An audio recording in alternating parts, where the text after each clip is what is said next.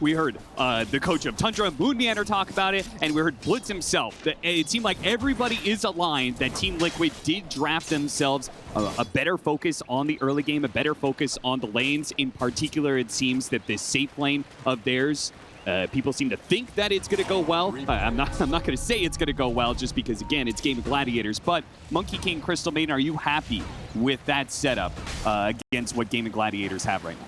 Before I talk about that, I just want to say we are at a point in Dota history where your 4 position can be a boots first Morphling and you're not going to get mass reported. Let's just take a moment to respect how far we've come in the Dota universe, that is a thing that does not get you put in low priority here. Instead, it puts you in a grand final. That's right. Never thought I'd see the day. Dota truly is a beautiful game that is always changing, and you know. In fact, I think I did do this a couple years ago, and I got reported for it. So maybe I was just ahead of the curve.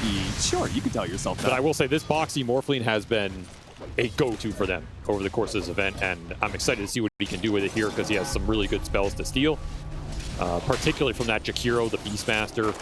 Even Invoker can throw out some of these Quas Wex spells early on in the game. He's my go-to player for Liquid to build the momentum and keep them in this early game.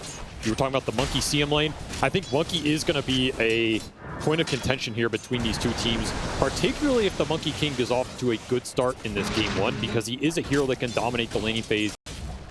Very resilient against a lot of the meta offlaners that are these big bruisers. They're just melee heroes. Stacks of meat you can get the Jingu stacks up on. Great matchups for the Monkey King, and he's a hero that takes that lane advantage and translates it into early map control by making some of the fastest rotations available for any carry. Really good gate rotations. You can make it off the Jingu, so he just snowballs from kill to kill to kill. It is a really nice hero to have in this game 1 for Liquid, because in theory it gives you a lot of pace, guarantees a good lane for Mickey, and that's exactly what you're looking for out of this carry role. Yeah, if Duracio's hero of this tournament anyway is Chaos Knight, I feel like Mickey's got to be Monkey King. So we'll see if he's able to put it to work here. 33 is always limping back to his tier 1 tower. Duracio is just non-stop when it comes to the pressure on this offlaner. We talked about the importance of being able to win your lanes. It's very interesting to me that 33 opted for the facet that is much weaker in the laning phase. He opts for Krill Leader, which is a Tidehunter start where you are much weaker as an offlaner. And by the time you get to level 10, you're then to even stats, and then from there on out, Tidehunter is stronger than normal. But I would have expected, much like other Tidehunters of this tournament, for him to have gone for the other facet that builds up your Kraken Shell. Maybe he's just that confident in his matchups in this game. I mean, in theory, Tide is very good with the Kraken Shell versus the Brood and some of the other summons that Gaimin are presenting through the Chen and the Beast. Though I will say Beast as a summons hero, I don't know about that one, right? Like, yeah, you have boars, but this hero is all about the axes, the roar, and the Ags buildup. So I think that matchup is not nearly as good for Tide as it used to be, but it's definitely a hero that can slow the game down and defend your towers. And that's what you're going to look to do with it here. So if that Tide gets through the early game, then the extra scale from the Krill Leader could compound here. Plus, you scale the model size, I mean, that just feels good, right? That's true. Who doesn't love a big boy? Well, Quinn seems to be doing quite well for himself in the mid lane. Nisha really tried to put the screws to him early. We saw a lot of early harassment and chase down in lanes, but ultimately the Quas Invoker has been able to regen up and stay above and beating him now in CS. So, could be adding another hero to the pool, and any counter to Pango at this point is going to be a godsend for a best of 5, right? If you're sitting in the drafting pool, you're thinking about, okay, what do you got to deal with Pango, especially after watching that lower bracket final. Gaimin pulling ahead on 3 lanes here, doing quite well, and double Ghoul on this bottom lane. The Ghoul Assassins out in force today. Now, I would mention these for lore reasons, of course, Austin, but I would also mention them. This is some stacking regen reduction with the necrotic webs down here. Yes, it is. Like, there was a point where 33 had 0.9 regen on this lane, getting hit by the Ghoul and in the web. Just no extra sustain down here for this Tidehunter. He's getting his mana burned from the Satyr Creep, getting his regen reduced from the Ghoul and the necrotic web. This is not a fun lane for 33, just trying to survive it right now. And of course, the 4 position Morphling, I mean, he's a mid-game payoff hero, not really known for his lane prowess. Liquid just trying to get as much out of this as they can. As Gaimin make the first rotation, they're going to head mid with the Jakiro, secure the Power Rune, take it away from Nisha. We'll need a bottle refill off the Crystal Maiden neutral creep suicide. Insania, he already knew that they were not going to win that rune. So he preemptively killed himself. Throw himself to the neutrals, and TP's mid to refill Nisha's bottle. Yeah, I mean, if the safe lane, when it comes to the safe lane of Liquid, being, trying to focus on making sure you don't lose lanes and some early aggression, the off lane is the antithesis of that for Liquid. A Krill Eater, Tidehunter, and a 4-position Warplague. They better hope this safe lane is able to pay out, and it's not right now. It was going well early. The rotation comes out from Celery, though, as the Chen, and they are going to take this tower very, very early. They cannot do anything to mirror this pressure. The Broodmother is still free farming. An uncontested move off the Chen for Celery, and we saw this in a lot of those other games for Gaimin. If the Chen gets off a few of these rotations that work, suddenly he's level 5 or 6 earlier than you want, and the snowball just starts to escalate incredibly fast. That is a very fast tier 1 that just went completely uncontested. On a lane that Liquid, I think, we're hoping to dominate a bit more here. Didn't get any of the early kills out of it. You didn't get any extra XP for this Crystal Maiden, who invested a lot of resources on the lane. You're looking at that net worth for the Maiden right now on Insania. That is regen investment to try and get a payoff on the Monkey King. Just didn't happen there. Now he is going to be a creep on the map. Gaimin can now look to make this rotation into mid whenever they want. Burn out some of the Pangoleer's mana, maybe backstab with the Beastmaster Chen army. So the next move Liquid are going to have to think about in this game. We would love to have Rolling Thunder and Ravage up for these tower defenses. Those are long cooldowns, however, so you cannot waste them in a game like this, as Gaimin are going to up the tempo, up the pace. The scan will connect, so Liquid are going to bring reinforcements. Morphling's going to be first one in. And they're going to go for the kill on Quinn, trying to hit him. Shield crash, burns out most of the mana. They still have some to go, but look at the stuns raining in from the Golem, stopping Nisha. He just cannot, between the Cold Snap and the Golems, get off that Rolling Thunder. So the team fight spell is missing. Extra armor here on Quinn. He's getting Frost Armored plus Divine Favored. This Invoker is not squishy at all, and you are now committing in. Still have the Rolling Thunder. Try it again. Cold Snap stopping him time and time again. Quinn keeps on rebuking Nisha's attempts to get aggressive. Nisha's in big time trouble. Turns around, gets off the shield crash. Now gets off the Rolling Thunder. He has the shield for a little bit. It's just a bit stronger. Maybe enough to be able to help get the kill onto Quinn, who goes invisible. Oh, a Primal Roar bounces over on Nisha, slowing him down. The axes cut him down. Ace gets the first blood and looks for second. As, yeah, he's going to get Insania as well. That is a well-timed show up there from Ace. Absolutely on point there. That was a nice turnaround from Nisha using that extra shield, and Ace turns up exactly when Gaimin need him to turn the tide on this fight. And again, it points to how tanky this Invoker was in the early exchanges. He's getting extra lifesteal off the new Quas. You're getting armored up from these back-end supports. It just takes so long and so much for Liquid to commit on him there. And Ace is able to come in and collect 2 and that first blood. Suddenly this Beastmaster very far ahead of everybody else in this game.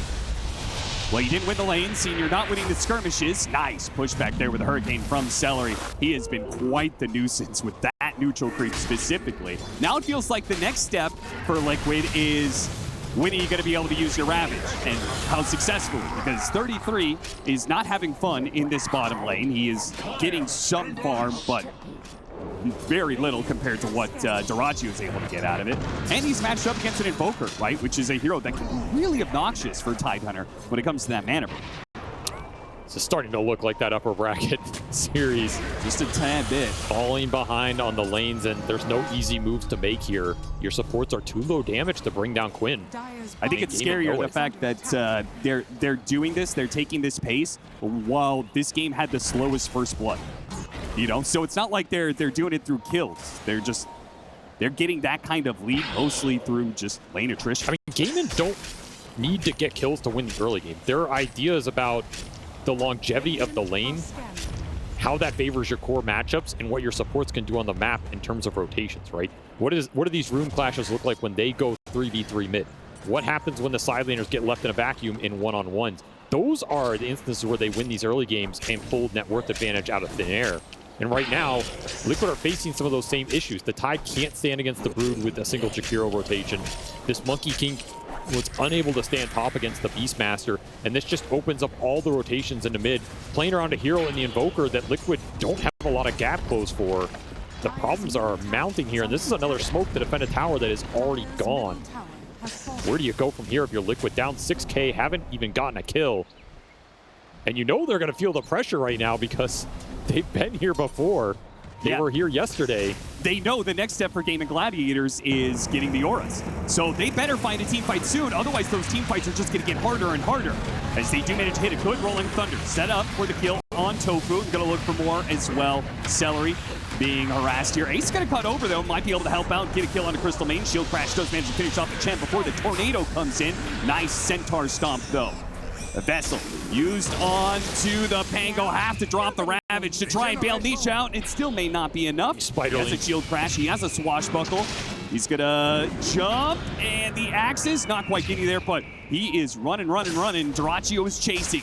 A rock coming forward. More spiders, and Nisha's just going to die. There's nothing he can do about this anymore. Dyrachyo runs halfway across the map to chase down Nisha. I mean, this man just did a net marathon from bottom jungle area to that fight through a Ravage and still finds his mark. I don't know if that was a net worth positive kill for the Brood, but he's certainly wealthy, so it doesn't matter here. And Nisha's game is just shot at this point. Yeah. He has no item progression. This is one of those things where you go team, like, this is a safe lane Brood, right? Help up here, please. And also the first Ravage used to try and save Nisha. Yeah, it did nothing there. Didn't even work out. So the idea the panel had was this Tidehunter was going to be able to sit in front of these pushes coming in from Gaimin Gladiators. It is not protecting any towers. The first Ravage isn't working. Now Dyrachyo's tearing the Tidehunter a new one, man. The Kraken Shell doing nothing for you against the high damage of the Broodmother at this point. This Tidehunter is turning into a big liability right now. If you cannot stand and defend your towers with the early Kraken Shell Anchor Smash, then he's just waiting for Ravage cooldown. And Ravage is not the spell it used to be. It's not dealing damage. It's just a minor slowdown here. A stone on the pathway to victory for Gaimin right now as they build a 7K net worth lead, and they're still farming up ancient stacks with Ace, who, by the way, already finished that Ags. So Roshan is completely open as well here. And I don't think there's any world you're contesting that if you're Liquid. You have to just look for some pickoffs right now. You just missed a big one as... I mean, Ace's game is just so fast. He just TP'd to go do Roshan. Like, this gang fails because the man is too wealthy. I was going to say, I was like, is he going to wait for Dire Side Roshan? No. He's got the Axe. He's going to just do it right now. And I'm looking at this gank team of Crystal Maiden, Pango. Normally, there's plenty of damage between the two, but they are so underfarmed. And I question whether or not they'd be able to find a kill. They'll steal a Wisdom Rune with it's this. Worth something. I mean, that's really nice for Boxy. He gets some extra experience here. Hero needs the levels. But Nisha has been left alone.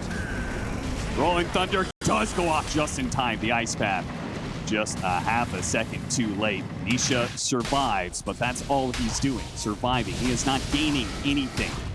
Gaimin Gladiators is gaining a net worth lead that is growing, and now having Aegis to work with for the next 5 minutes. I will say this has to be one of the more impressive Broodmother carry rotation-based games I've ever seen. Like, Dyrachyo has been in all 3 lanes pre-15 minutes and impacted all of them at certain points. He's just been everywhere, and his farm is insane right now. They've been unable to touch him. And I feel like is supposed to be countered a bit, right? With the Pango and Monkey King, you have some spells that can be thrown out to easily clear through spiders. 33 crawling back, trying to get back to his tier 2, gets met with 3 heroes from Gaimin Gladiators. So more souls for the Vessel here, as Quinn will happily collect them. No lack of charges in this game for Quinn. I mean, you gotta muster a fight soon if you're Liquid here, just to stabilize the map. Group up, make something happen. And Quinn from bottom, TP's mid, and immediately goes for the gank on Boxy. Boxy trying to get into the Invoker and trying to ghost walk away, but the Sentry's already there in place. Okay. A 3-man gank does kill Dyrachyo, though. That is a much bigger kill than, honestly, the Tide and the Morphling combined. Oh yeah, 100%. It is worth a lot of gold here early, almost 1,000. Sad though, if Mickey just got that kill and dies immediately, the Sunstrike will add the extra bit of damage required. No chance of escape for Mickey. That is not a super high damage Sunstrike, but the extra 200 is enough to push it over the edge. Use the Rolling Thunder to make sure they get this pick off as it appears. Now, there is no ults here from... He's just like, sorry, bro, I can't even save you. I'm not even going to try. If I do stick around, decent chance that I'm going to get killed by a tornado. Ace is just absolutely out of control in this game. Managed to find a really nice pickup on Dyrachyo, but he's just going to be straight back at it. You have to be able to stand alone for some of these heroes to control the map, and Liquid are struggling. Gaimin Smoke continue to just run back and forth, close out the lanes, find the ganks. Well, the Tidehunter is level 10. This is the point where the Krill Eater starts paying off with the extra strength gain that you get. So from here on out, it is a bonus, but you're still down 10K. Delicious Midas for Quint. He wants to make sure that they'll continue to scale up, though we'll see if that Midas actually comes to fruition here, because this could be a Gaimin Gladiators closing out game 25 minutes sort of deal. I mean, Midas on Invoker is a lot about the levels, too. Yeah. Even if this gold never pays off, it'll pay off in terms of better spells in the fight. And he's not under a lot of pressure right now, as Liquid just don't have the gap close to get on top of the Invoker and start on him. Man, these cores have just been swarming the map. Zania pops a healing salve. It's a slow hero, though. I imagine they'll catch him eventually. The Axis reveal his position. Not a fun game to be a Crystal Maiden in anymore. Nope, and while they're chasing you around, Jirachi's taking the mid-tier 2, and they could go high ground to force Liquid they are back. Going high ground. This is not a team that is afraid to poke and even commit for a Rax if you misstep here. They still have this Aegis up on the Beast. That is how fast this last 4 minutes have been. Yeah, you normally see like second Aegis be the timing to hit high ground, take a lane of barracks. Gaimin Gladiators do it in one. This'll come in handy. They're just playing so fast right now. Liquid have not had a single break this entire game. They're going to lose this tier 3 at 18 minutes, potentially. Base jumps forward, goes for the quick kill onto the Crystal Maiden. With Primal Roar used, they have the strength to push forward with the drum speeding Ace. Nobody can really get close to him for now, but maybe he's overextended himself. Blink in with the Rolling Thunder. Nisha gets stuck. That's not good. Roll up, goes back to the Beastmaster. 30 seconds left on the Aegis. They are all in, committed to kill this Beastmaster. Can they get him twice, though? Go up Ravage. Fire, and Mickey down to half HP. Hits the Ravage onto the Beastmaster. See if they can pop him. He gets off a round of axes. Wait for him through it. Still all not quite enough. A boundless strike. A little more damage is required, but they've ran out. Liquid have nothing left in the tank. They will lose 2 of their cores. They will lose a lane of barracks, and they will lose the kill on the Beastmaster. Just too tanky. You have Chen with Divine Favor. You have the mech already up. You have Disruption coming through. The drums add up. And Blitz mentioned you have to get through this 20-minute deathball timing. Well, this was an 18-minute deathball timing, and Liquid did not pass the first test here. I mean, how many times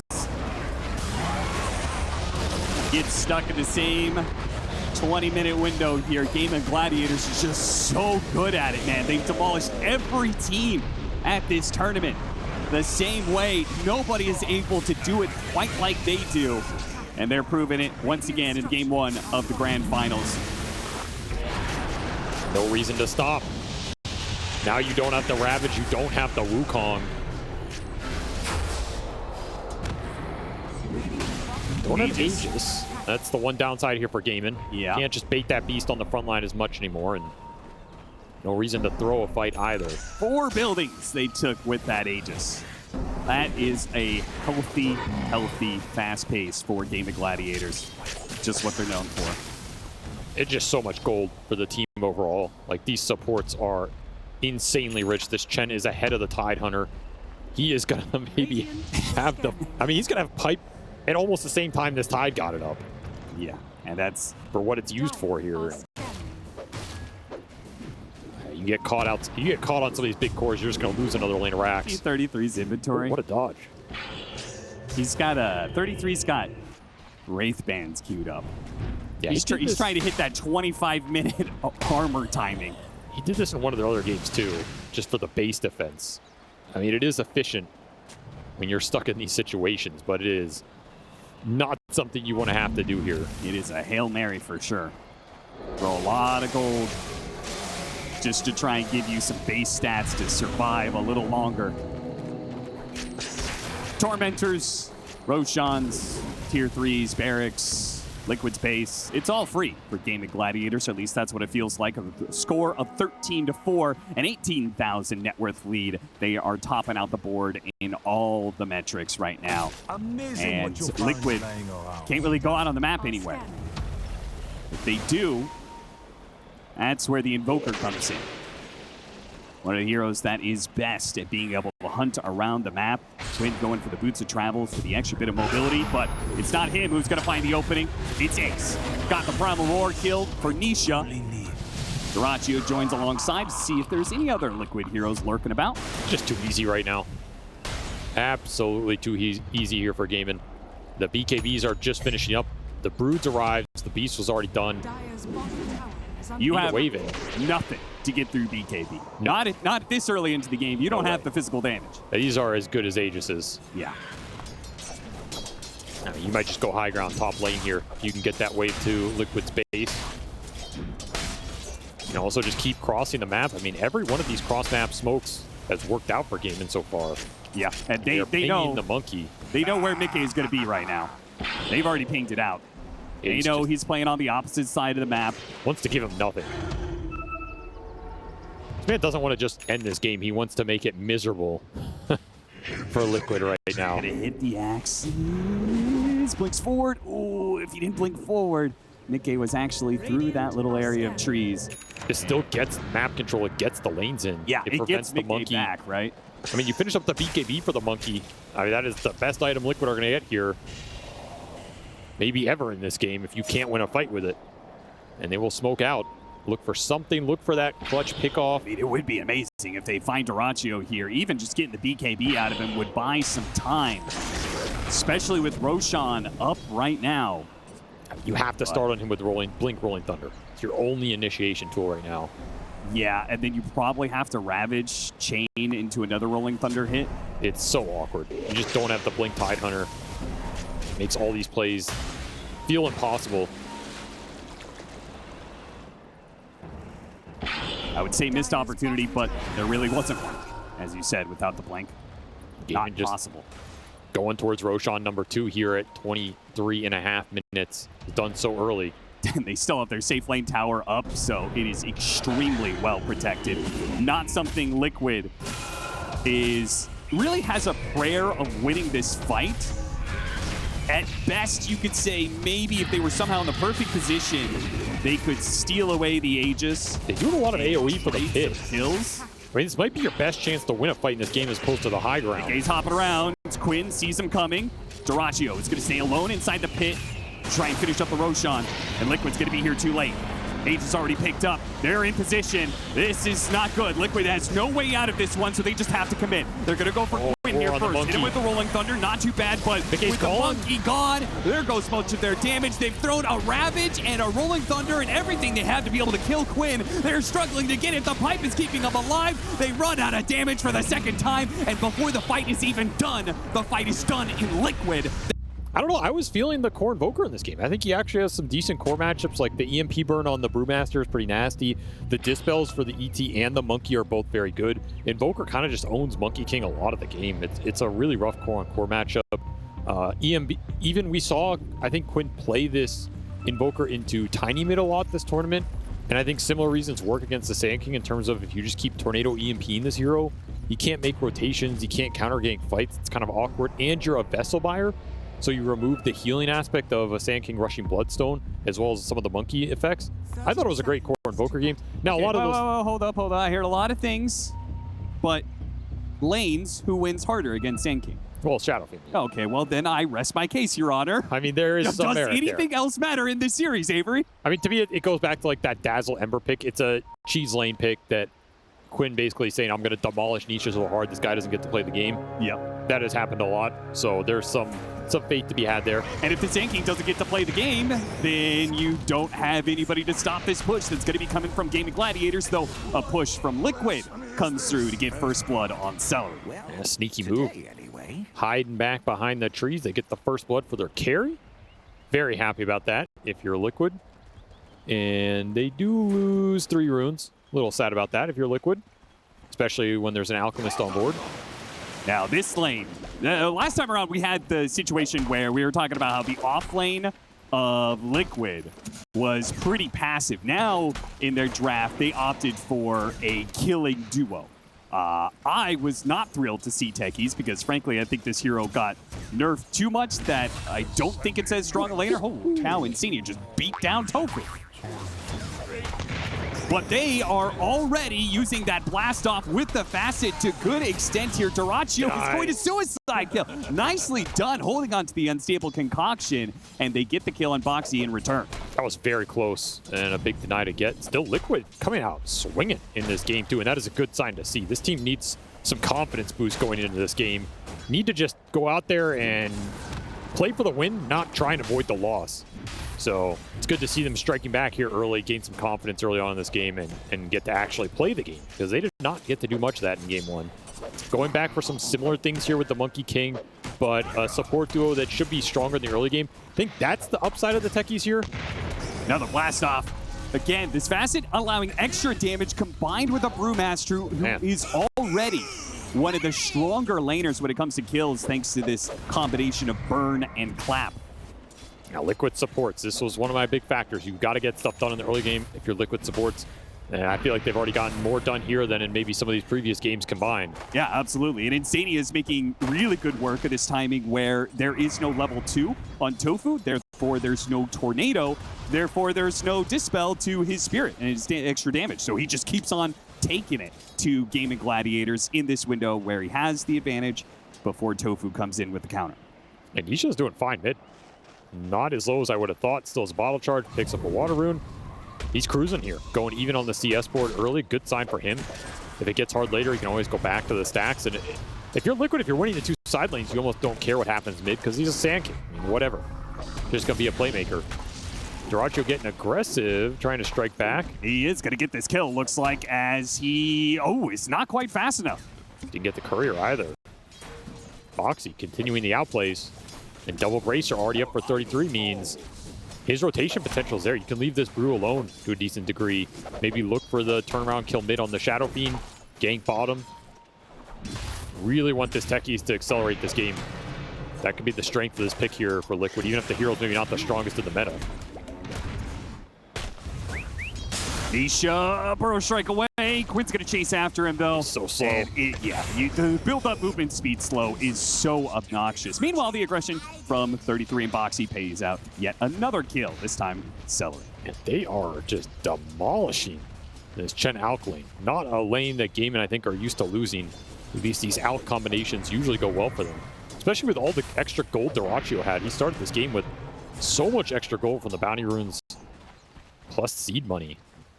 Not able to translate it into a lane win here, and Ace in trouble. Oh, the tornado just in time. Well played by Tofu. Well positioned to hit both heroes. Otherwise, Ace surely would have died there. And that would have been such a big kill for Insania. Went for this boots investment, has been dominating the lane. That would have been the big payoff experience-wise. But good news is you burn out that mana from Tofu, and now you can just go back in swinging. Yeah, it doesn't really make that much of a difference if Ace lives, but he's on no HP, therefore he can't challenge any CS whatsoever. And Insania almost gets the kill on Tofu. Once again, the tornado intercepts, but you're left in the same situation. Yeah, they're struggling down here. Both side lanes for Gaimin. Bomb land, Celery. Soon to blow up. They're going to try and get the counter kill on Boxy with the acid spray. Unstable concoction. That is enough. I almost wish he had an urn on this Brewmaster. Oh, Nisha, another ace, long range, and the raindrop is not enough. The buildup of damage. This matchup is just too rough. Yeah, turned up the heat. The early portions of that lane were going okay. It just escalated very quick, and now Quinn has a 2-level advantage on this Sand King mid. Already level 6. Tofu, tornado after tornado, right before the final hit can come in. And Ace is getting some decent damage on Mickey on the way back, but of course, Insania makes it much worse for Ace to keep trading. These tornadoes have been clutch, but they're just damage control down here. Still a much better laning phase overall for Liquid. All three of their cores finding something, and the supports being a lot more active. In fact, Foxy smoked mid. Looking for a low Shadow Fiend, or maybe just blocking some camps. Could get the connection with the Sand King. They might be able to sandwich him here. Quinn. Oh no, what's happening? They had an opportunity. Burrow Strike, Sandstorm, Blast Off. Like, surely all of that combined would be close. They just missed him. Ooh. Unfortunate. To be honest, I don't know if Quinn actually dies. He has Fairy Fire, Raindrop Wand, and he already has Requiem. Yeah, it definitely would have been a close call if maybe he gets off the Requiem. They're going to try again. Them both. Okay, they bring in Stadia. They're like, we need more. We need 4 heroes to make sure that Quinn dies here, and he still gets off the Requiem. The deck Requiem goes out. It's not enough to kill Nisha. Sub 100 HP on multiple heroes. Jeez. But Liquid walk it off. They get that big SF kill. And they're securing the 6-minute power rune as well. So if it's something really good, like a regen, Nisha would be able to just stay in lane.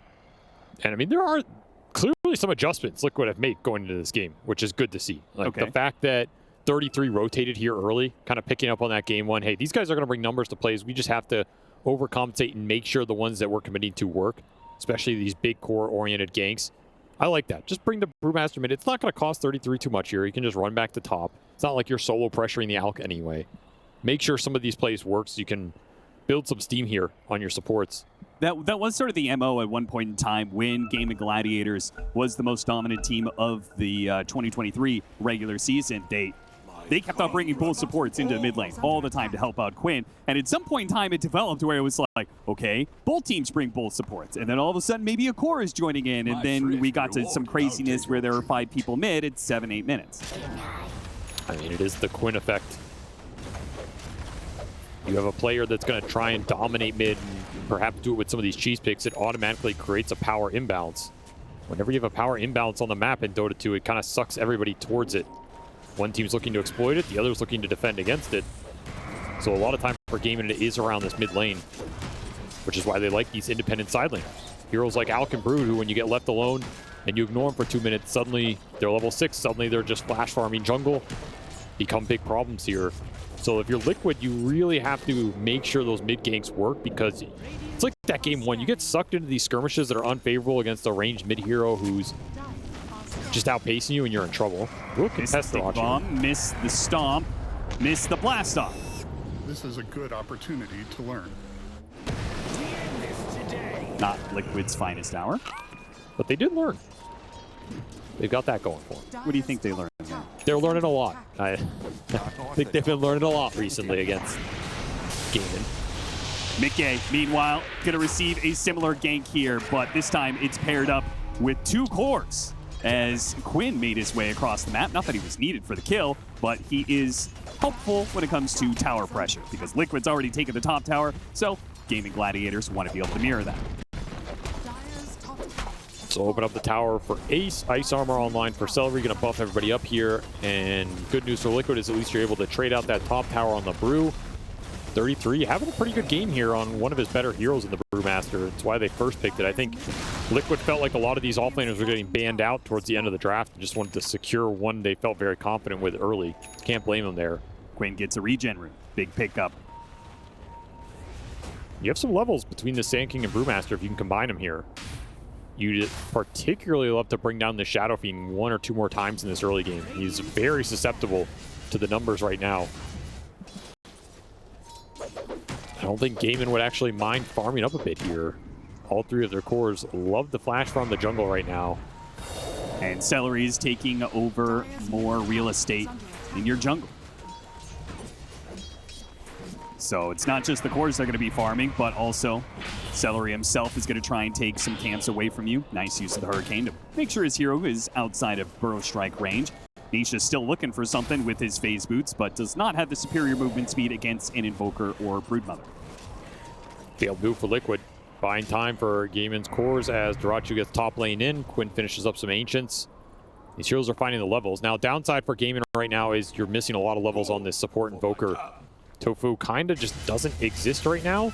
Another reason I feel if you're Liquid, you really want to ramp up the pressure or fight around this tier 1 mid, get something going. You just have such a good spell advantage right now, and these cores on Gaimin don't want to have to go to fights.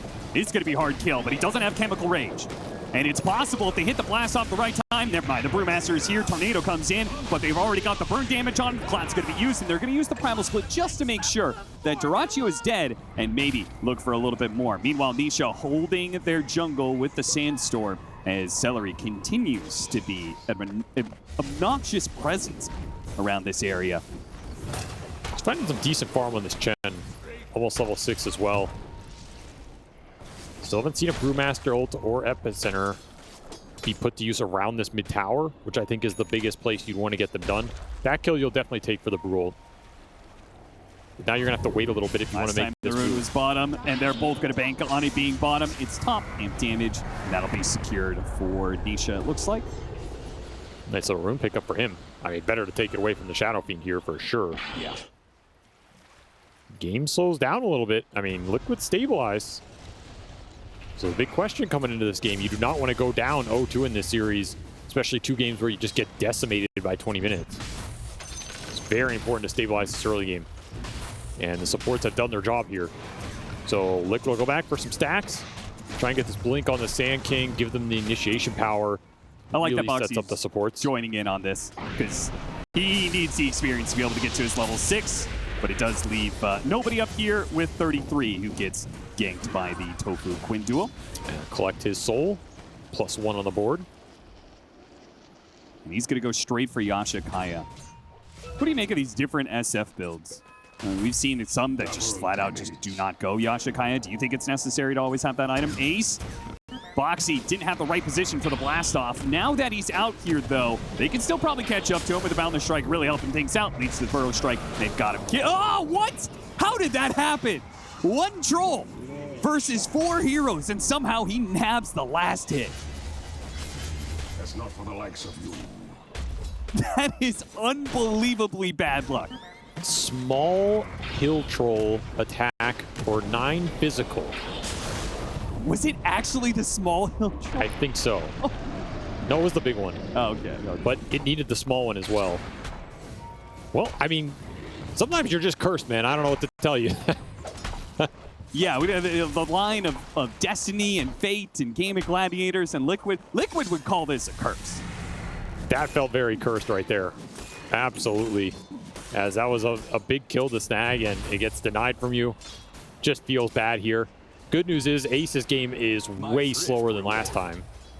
So you're still doing your job at shutting down this Brood, which, I mean, that Brood went absolutely rampant in that game one. Of course, it was from a different position, but, you know, Gaimin are going to try and do similar things with it. That was a swing around move to try and kind of backstab this jungle area that was unsuccessful. Slows down Ace's game, slows down those auras, gives you more time to operate here. You're Liquid. Get that team fight together. Dyrachyo staying ahead of the gank from Liquid. Still working towards his Radiance. These 2 carries are farmed for Gaimin. That they have for sure, but they're still susceptible. You can find connections with this Sand King blink. It is online for Nisha. He has Shield Rune as well. So it'd be a really good time to smoke it up on the side of Liquid. Blink in. The Blink Burrow Strike pretty much sets up your Stomp Earth Splitter. It sets up your Techie spells. It's a guaranteed kill on almost anybody. Going for it. Oh, Hurricane pushes them farther away outside of all of it. No Burrow Strike, no Epicenter damage. Celery just baited out a play. Liquid didn't have the smoke ready to go. Boxy bought one up. They obviously wanted to make a move with this, but Celery, through pressure on the mid lane, got Liquid to make a mistake. I mean, Celery honestly has been owning this game with this Hurricane, just playing up in Liquid's face, scouting areas, forcing responses, and always getting out, which is a tough line to walk with this Chen. When you're fairly slow and you have some greedy cores who need time to farm, you're not pushing Liquid down here. You're trying to scale a bit more.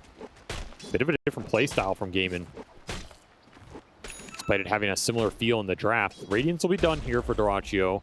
Still at a very decent timing. But I don't think you really want to just run in the fight without a BKB. Or at least maybe the aura up on the Broodmother. You're looking for Pipe here first for Ace, as Pipe first for 33 will be there as well. Though it does feel like the Pipe for Gaimin is a bit more valuable. Liquid seem a lot more reliant on magic damage. It's also a very strong item versus the ET Aura There's and the also Sand King. Dispel from the Invoker, right? So. Cannot Dispel Pipe. Ah, that's true. Plus, they have Why not? Dispel from Brewmaster as well, so it's even here in terms of Dispel power. I just think Gaimin are not as reliant on the magical damage this game. Like SF, Alk, Broodmother, kind of mostly physical cores, to be honest. Like, they have some spell power early, but they kind of just want to get into the fight and start right-clicking you down with, like, a drum buff up and some extra attack speed. Brood Shard later on. Yeah, you can start off with Ores on this Brood, but we've seen Ace do hybrid builds on this hero before. Will still make the 5-man very strong here for Liquid, and I think it is an absolute fine item choice here for 33. Just want to get something done with it early, maybe threaten Roshan. That's another big question mark here for Liquid. We talked about some of the Rosh killers they've used over the course of the tournament. The two biggest ones for them, I think, have been the Beastmaster and the Templar Assassin. They don't really have a good hero to take down early Roshan, which might be giving Gaimin some breathing room here in terms of, all right, we're not being too pressured to force a contest here anytime soon. Yeah. Which leaves a big question mark right now. Gaimin, you're actually getting to play Dota here, or Liquid are getting to play Dota. For now, Gaimin Gladiators is still going to hit some window at like 25 minutes and try and mow you down. Right, so that's the question. What do you do in this next 5-minute period if you're Liquid to try and slow down that pace or ramp up your own tempo? I don't think Roche is fast enough, and the tier 1's already dead, so you kind of have a smoke to the triangle, a smoke to try and find the Alchemist. You're running Taze. Good pickup if they can get it. Who's going to make the jump? Nisha does not fish for it. That He could have had an opportunity to blink up to the high ground there and get vision for his team. Doesn't do any of that. Maybe he felt like the terrain was an awkward position, but I think you have to kind of just go on these plays. Like, you're making them because you feel like you're stronger, and if you're going to group 4 team fighters or something like that, I mean, just blink blind and see what you find. Maybe giving Gaimin Gladiators too much credit that they're set up there. Doesn't want to stumble into an ambush. Yeah, but I mean, look at their lineup. Yeah, yeah. Alchemist, Shadow Fiend are not ambushing you. Like, these guys are just farming the whole map right now, and they're getting away with it. This game is almost some psychological warfare, it's starting to feel like. Like, Liquid keep expecting Gaimin to group up and push them, and it's not coming. They did it to them in 20 series in a row. Now all of a sudden, they're just farming. 20-minute death push is coming. I We're think they're about to lose confused. the game. Like, guys, it's 17 minutes. Our base isn't getting sieged. Like, what's happening? Gaimin Gladiators, their lineup requires a different kind of timing. And we'll see if they're as proficient at hitting this one as they were with so many other teams with their 20-minute death ball push that they kept on reaching. 33 holds the mid tower, but the Broodmother and that free push across will just head up to the top tower instead. Take over that triangle. Part of me wonders if this game has almost been annoying for Liquid in the sense of they built this lineup to fight them early and often and take the 5-man fights and defend the towers, and like it just hasn't been there. Boxy? There's another poke that gets reactions out of Liquid and isn't actually a move, or is it?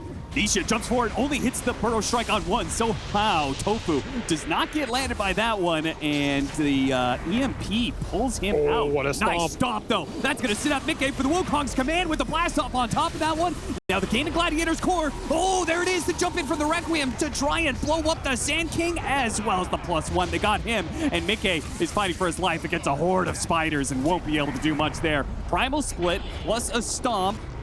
And Sania is going to make a run for it, but Dyrachyo and Ace will hunt him down. They all in on the supports, but it's the cores of Gaimin Gladiators who have come online and are ready to fight, and they're going to team wipe Liquid if they can find 33 here. They've got the vision for the stun. No, they don't. No, they don't. Okay, well, he's still stuck in a corner here. He's going to make it cost Gaimin Gladiators as much time as possible. But surely Could deny himself to Roche. gonna try. Big clap. The clap goes out, and it's not. And now you're in Roche. And now they're in Roche. Oh, Like, okay. Should have ran the other way, maybe. I was thinking the exact same thing. I was This like, is not what you want wanted. to run away from Roshan at this point. This is not a good ending to the fight for Liquid, as they're going to lose Roche after all of this. I mean, it's a beautiful stomp. You have to take that there. But you end up committing a lot, and Quinn just has no fear. No stuns left. Goes in massive Requiem. Takes out Nisha, and the other two cores are playing outside that Wukong. Really nice positioning here from Gaimin's Oh, the Hand of God saves him. Nisha, though, slips in from behind, and a Good stinger find. to the backside will finish him off. I mean, that's just brutal that that fight happens in that way where Gaimin are literally in the pit at the end with all three cores who are pretty good at doing Roshan with the minus armor from the Alchemist. Yep. Now you're suddenly down 10k off of what looked like a good setup. By the way, this Alk, he went the Manta before the BKB, so Dyrachyo ends up winning that fight without needing BKB, and now this Manta is going to pay off because he can just push out lanes a bit better, farm up faster, get into the BKB even sooner here. Mickey needing the BKB next. We saw that with the Requiem Fear, he was pushed out of his ultimate last time. Not a fun interaction for him. Neither is this incapacitating bite. The Frost Armor is once again up for the Chen. Another very obnoxious spell for the Monkey King. The whole time you're getting some of your armor reduced. If you're not in the Wukong, you just get bursted from Acid Spray plus Presence. Looks like they're going to stick around on this side of the map. Try and take Wisdom Rune on both sides. Liquid are very clearly set up. There's a lot of vision here. Sentry Ops trap for the Invoker. Should grab him. Lightyear into Blast Off into Double Mine. Explosion will do the kill. Surprised we dropped the Wukong's command there. They got a reaction out of Gaimin Gladiators, so they'll call quits on trying to steal the Wisdom Rune. Just say that the kill on Ancients and an Invoker is good enough. So we see Drum Vlad's out of the Chen. Greaves done on the Brood. Gaimin have 4 big auras, which are all really nice for their big right clickers here. Liquid are trying to match it. Drum on the Elder Titan with Pipe on the Brew. And Shiva's being built by the Sand King. Actually, they have double Drum on the side of Liquid. Got him on the Gleipnir. Quick Dispel, but they have the follow-up with the Stomp, the Blast Off, the Burrow Strike. There's no lacking in stuns for Liquid, that's for sure. Those types of kills are very efficient for their lineup. They would love a lot more of them in this game. It's kind of the idea of that whole like 10 to 15 minute window, right? Where they were struggling to find kills. Yeah, but I mean, if you look at these networks, this has arguably been the best position Liquid's been in versus Gaimin this entire event. Yeah, they're down by 7K. It's an Alchemist lineup, so... I mean, down 7K in this, you may as well be pushing Gaimin's base. Shiva's complete for Nisha. And they can taste victory right now. Guys, we have tier 2s up. Gaimin Gladiators, by the way, have, I believe, 10 wins in under 35 minutes at this event. I think Liquid are probably close to that too, though, to be fair. Yeah, Quinn gets the timing perfectly, man. Well set up. Tornado from Tofu. You don't need Blink Yules for this SF. That was just crisp. Absolutely beautiful combination here. Even at Illusion Room. Just doesn't even get anything off here. And there's some variable timings there too. Like that's not got the Kaya Yasha Kaya, and the tornado lift is only for various amounts of times depending on levels. Mickey, pure feel. He's got to use his ult for fear of what else is coming, and it's Quinn who tries to back up Tofu's play there, but Liquid have the backup for Mickey. Mickey's already killed Tofu, so Gaimin Gladiators get on out. Still have this Aegis for a minute. You got the BKB on the Shadow Fiend, Wukong down. Gaimin don't really have interest in pushing. Maybe don't want to give this big fight to a lot of the AoE control that Liquid have. Like when you push into them, you do have to be careful. There's Stomp, Earth Splitter, Sandstorm, Epicenter, Brewmaster, Ulti Haze, Grease Pipe. Liquid have definitely built themselves up to combat what Gaimin are trying to do against them. And it is working a little bit here. They're a lot more confident to take these fights, go look for plays. They have this ward in the corner. It is very well set up for them to go for another kill. Not just on Ace, but maybe Celery as well, as they're going to find that Burrow Strike. Lead open on the Brood Mother. The Blast Off follow-up, trying to get a Hurricane away, but he's still stomped. A Mine goes off. Gleipnir catches them, bound the Strike. They're stretching out, trying to get this kill, and they do manage to get it this time around, but Mickey is committed in so deep. One raise, two raise, pops the BKB. Can he get the Life Steals off? Life Steal is not going to be good enough as a pure damage Sunstrike cuts through that. Now 33 on the run. Has a Primal Split. Are they going to try and turn this around? Is he going to have to use a Primal Split just to be able to escape here? Gaimin Gladiators are going to force it out of him. And he'll use the split. They can chase him here. They've got the Fire Panda. Okay, push up, go through try the gate on all of the pandas. The Earth One managed to make it through. How far can he make it? 5 more seconds. What a next level play. He forced his own Earth Panda up the hill. And he's spotted. Oh, after all that, I mean, it was a sick move. He'll buy more time, but a blink from Quinn puts him right on 33 as he went for the TP. And they'll finally catch him. That was kind of a sick escape, though. Honestly, I thought he had almost no way out of there. 33 showing off some sick micro here, but it is all for naught as Gaimin eventually find their prey. And this team fight struggles for Liquid continue. Just can't find their footing in these full-on exchanges in terms of winning that long fight. I mean, how many times have we seen Liquid just all in for a kill that they can't quite get easily? I mean, they got Ace in the end, but it committed Mickey to death. Very hard for Mickey to stand there and just deliver when he's up against Radiance, incapacitating bite. The second his BKB is out, he's just food.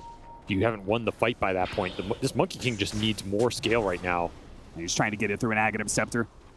Almost gets caught, slipping back into his base off of a very deep ward placed by Tofu. Now, the Broodlings are also just being microed out the scout here from Ace. Lets these advanced parties feel a bit more secure, and, well, they do not need Aegis to hit these buildings, confident in their BKBs. You can see off their ward positioning. One behind the tier 2 bottom, another one leaning around that tier 2 mid. They are trying to lock Liquid in right now. You need to start to build the damage here if you're Liquid to defend these towers.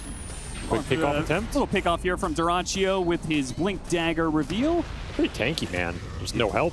Yeah, nobody can punish the Alchemist diving tier 2s, I think. Celery's just going to make sure this bottom lane stays in, which is going to allow Gaimin to rotate across the map here, set up on something else. Easy pickings here with the Ghost Walk. You have any detection here? Boxy's just sitting under a Ghost Walk. He knows it. And there is Nisha nearby, but on the other side, Quinn. Man, dropped the Requiem on him. Yeah, assuming that I guess there were more heroes around, which he wasn't wrong. Nisha was in the neighborhood. And Celery continues to live on your side of the map. His Chen Enchantress. It's just his MO. I mean, look at the dire wards right now compared to Radiant. Yeah. Like, the value's not even close. Gaimin see almost everything they wanted right now, whereas Liquid, they have one Radiant ward on this bottom lane, and they can't really get back to it here. Just taken over the map here in the last 3 minutes. Team fight item picked up. Nisha gets the BKB.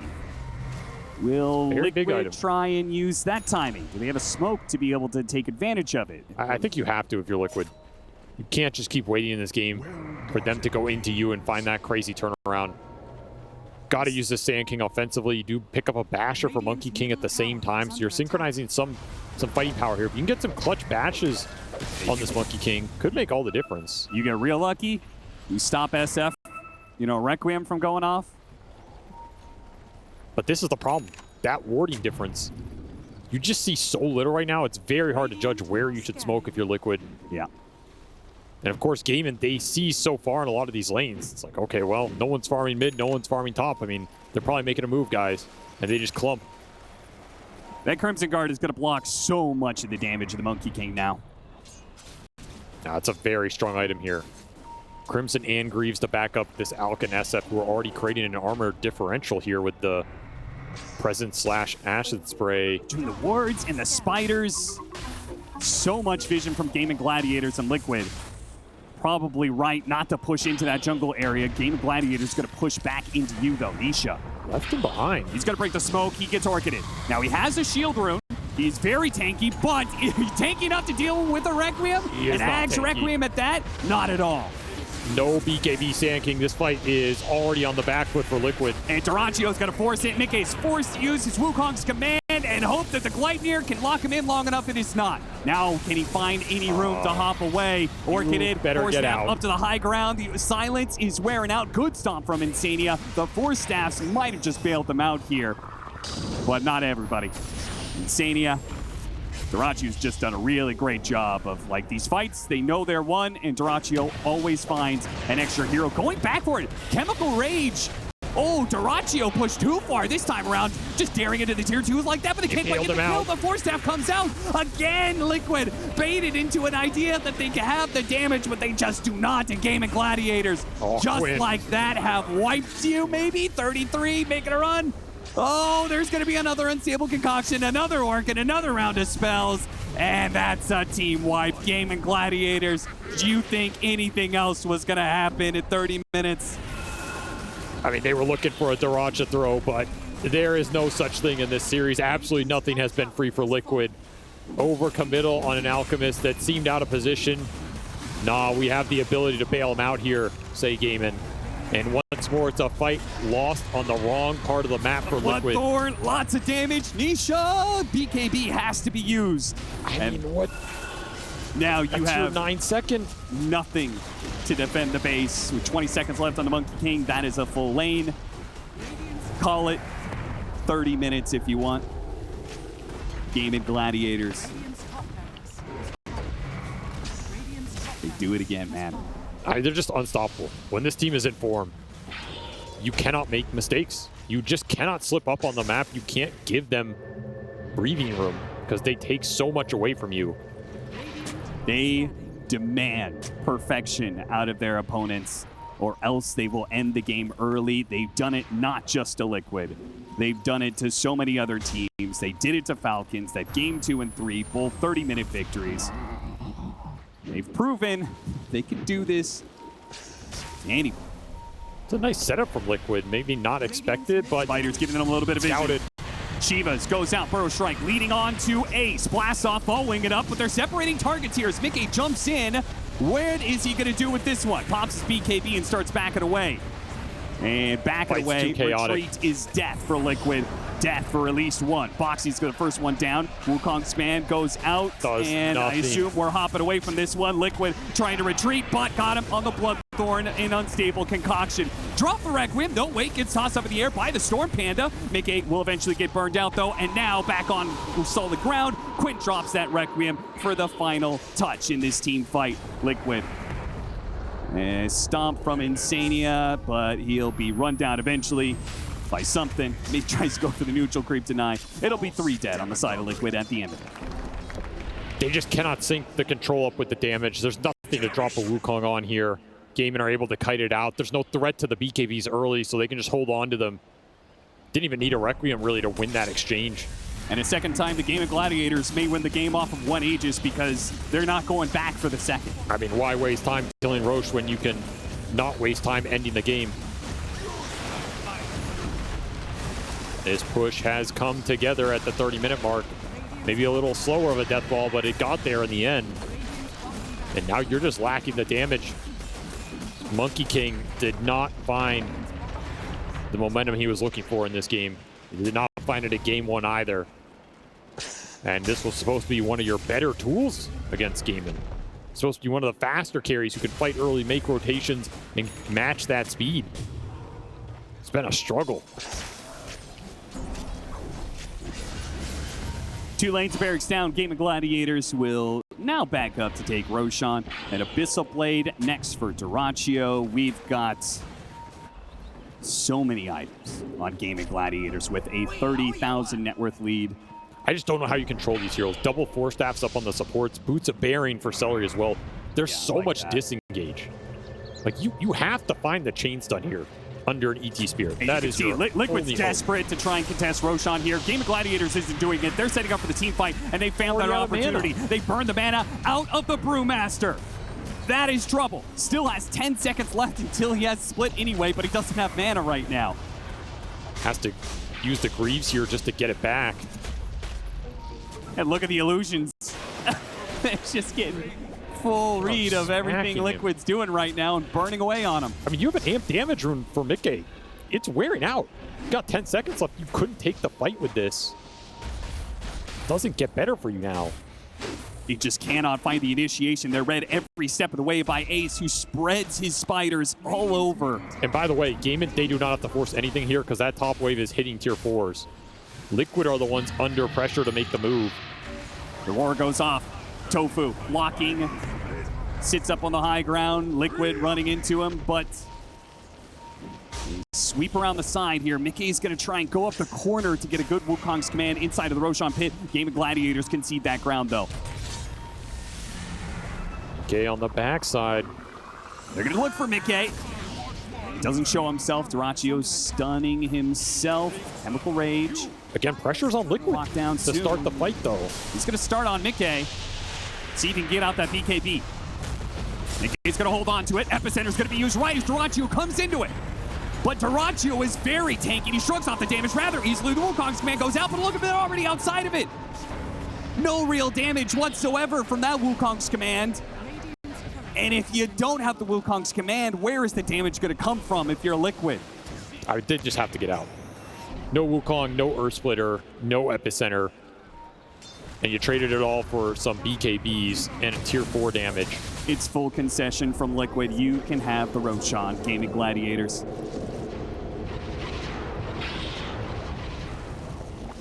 And you just cheese.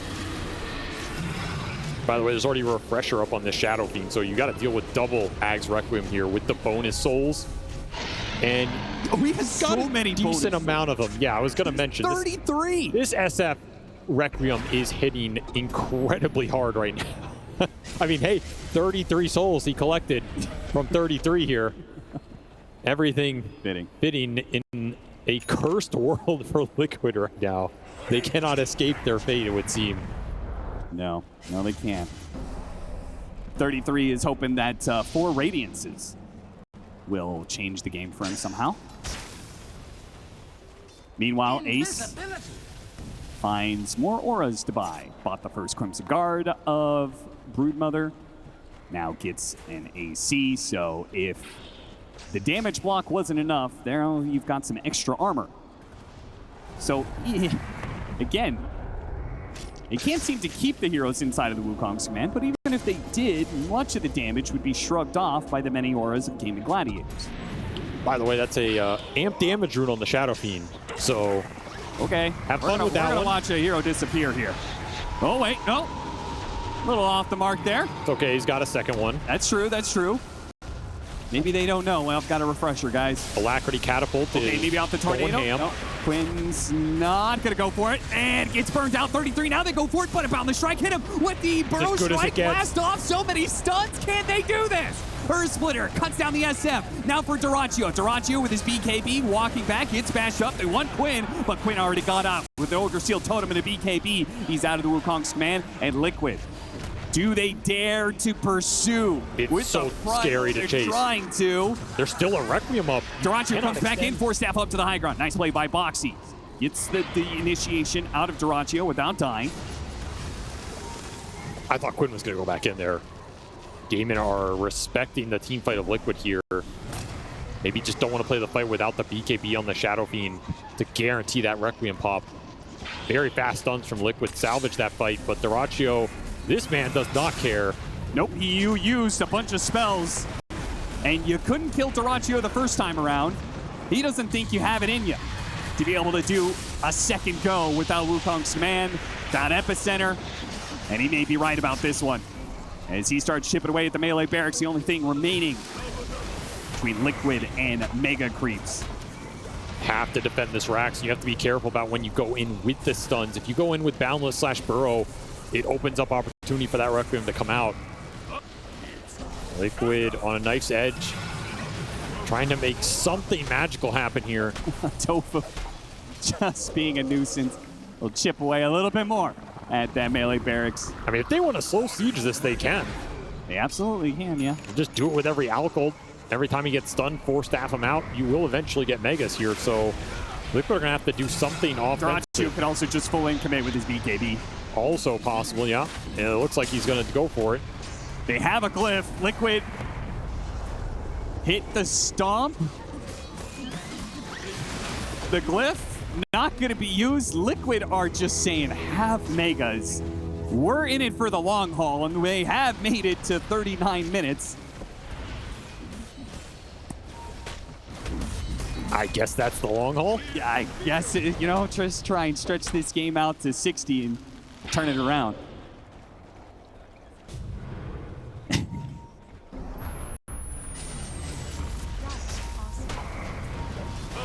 checking for the little uphill wards here with Sunstrike. Everything on point. But of course, Gaimin Gladiators, not one to stretch things out. They got Megas. They can chill if they wanted to, but they won't. I don't think Dyrachyo knows what the word chill means. No, certainly not. This man is trying to speedrun another grand final here. On to another objective. Tier 4s. The KBs are back up. They could look for aggressive jumps. Only person out on the map right now is Mickey on this monkey, desperately trying to find some neutral tokens and some more gold.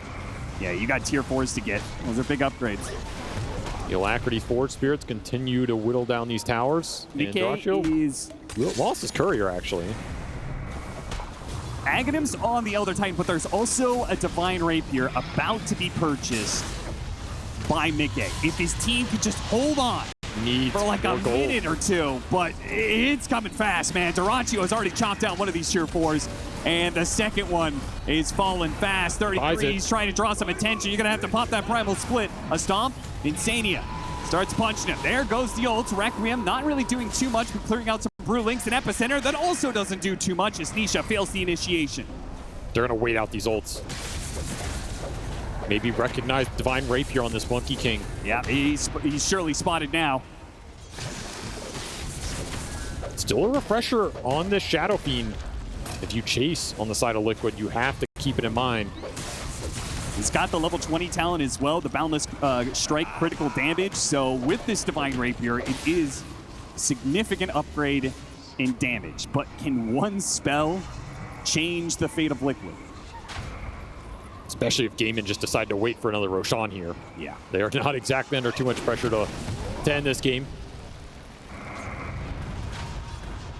Maybe just Dyrachyo telling them I want to, but they can play it safe, get some tier 4 neutral tokens of their own. Yeah, get level 25 on Alchemist with overwhelming blink. I mean, this is just your human sentry here as well, right? Yeah. Like, Liquid can never make a move through this Ghostwalk Invoker. If it's not Celery in the early game, it's Tofu in the late game. One of these Gaimin Gladiators supports is always getting information off you. And it's like the old school patrol key, you know? Yeah. Look at the Tormentor. I'm not sure if there's an Aghanim shard in the game that will help Liquid enough, but it's the same case. A little bit of extra Epicenter Pulse with his 20 talent as well. Mickey is going to try and pick up his shard, so then he can use that Boundless Strike to close the gap on... I don't know, what, you going for SF? Is that the best target? I mean, that's the best one for sure if you can snag him. He's got all these bonus souls and everything. It's very difficult to get on top of the Shadow Fiend. Good time to get a little recap of what Gaimin Gladiators have been up to since the last 5 minutes. And it's been living inside a Liquid space. That's what they've been up to. Very little openings. It does look like a patrol. I'll tell you, just hit the patrol key, go back and forth on the ramp. Well, you did get to your auras on the Brewmaster. I mean... Yeah, apparently he's abandoned the Radiance. Auras are broken, right? Yeah, well, you know, when you're one aura item behind at all times. Gaimin Gladiators, aura maxing to the core. Get that lead.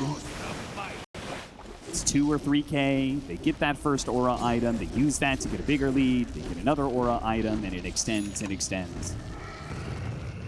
And there is no shortage of aura items to buy.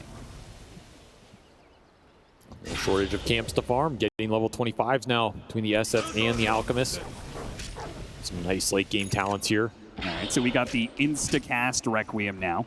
Yep. If he uses Feast of Souls. And the movement speed here means you sell the boots, just fully 6-slot yourself, Nullifier and Strength Link now up for this Alchemist, so there's very little you can do to save the targets he jumps. He wants to commit in.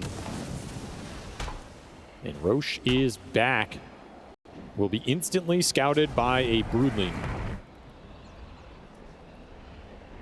The hard Ace part has is, been I feel like nowadays point. teams are so disciplined that nobody just nobody gets caught inside the Roshan pit anymore.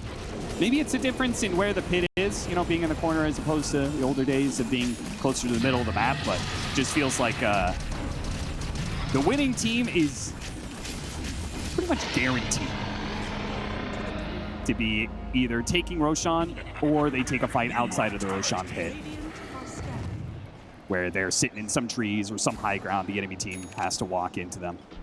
Very difficult to go up the ramp unless you can get vision there. Very hard to get vision there unless you have someone who's an insane frontliner. Most of the times, if you're behind in the current meta, you don't have those things. So this will be Aegis on the Shadow Fiend. Wait, Ace is going to get a BKB? Yeah, he went Where's Chivas that and sixth AC. aura? I mean, what is the Exodia of auras? He's missing something. I don't know. Chen already bought all the other ones. Yeah, exactly. That's the problem.